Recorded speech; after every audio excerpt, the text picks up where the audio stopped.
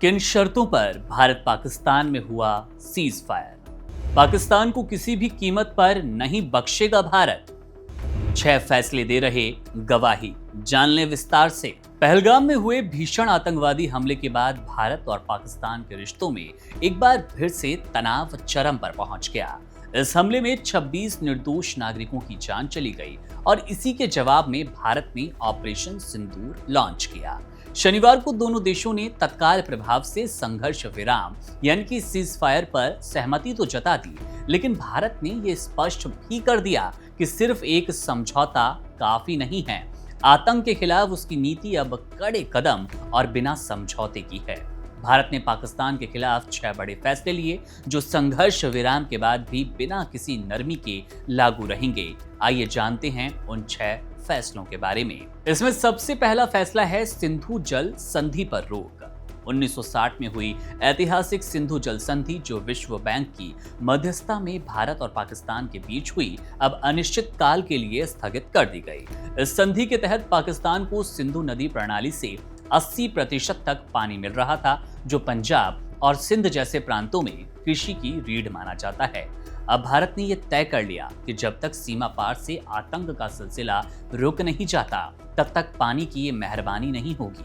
विदेश मंत्रालय के सूत्रों ने पुष्टि भी की कि सीज फायर में इस पर कोई पूर्व शर्त नहीं जोड़ी गई थी, यानी ये फैसला पूरी तरह से बरकरार रहेगा।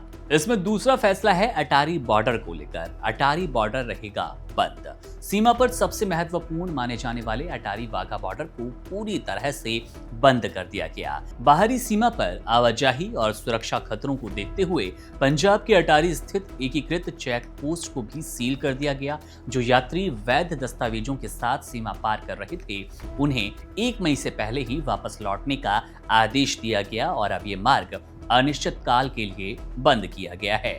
अब इन फैसलों में तीसरा बड़ा फैसला है व्यापार पर रहेगा पूर्ण प्रतिबंध। भारत ने पाकिस्तान से किसी भी प्रकार के आयात, चाहे वो सीधे हो या फिर किसी तीसरे देश के माध्यम से, पूरी तरह से अब रोक लगा दी है। इसके साथ ही पाकिस्तान में रजिस्टर्ड जहाज अब भारतीय बंदरगाहों में प्रवेश नहीं करेंगे। भारतीय जहाजों को भी पाकिस्तानी बंदरगाहों से दूर रहने का आदेश दे दिया गया।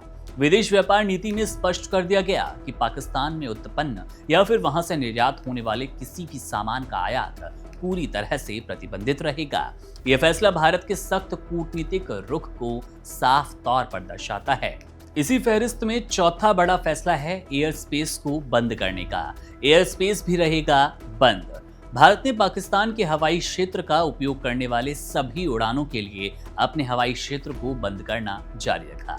यह प्रतिबंध 30 अप्रैल से प्रभावी है और इससे विदेशी एयरलाइंस को भी अब वैकल्पिक लंबी और खर्चीली उड़ानें भरनी होगी।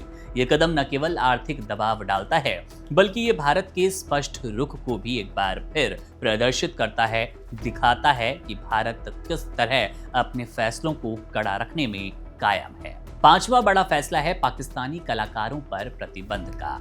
राष्ट्रीय सुरक्षा के हित में भारत ने पाकिस्तानी कलाकारों और अभिनेताओं के भारत में किसी भी प्रकार के प्रदर्शन पर प्रतिबंध जारी रखने का फैसला किया।